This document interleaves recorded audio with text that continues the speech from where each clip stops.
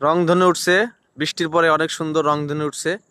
এই যে এদিক থেকে এই পাশে, এই পাশে একটু কম বোঝা যাচ্ছে মেঘের জন্য, মিলিয়ে গিয়েছে আর কি। এই পাশটা ওই যে এখনো দেখা যাচ্ছে কিছুটা, এই যে দেখতে পাচ্ছেন রংধনু বৃষ্টির পরে। এই যে এই পাশেটা অনেক বেশি বোঝা যাচ্ছে, দেখতে পাচ্ছেন।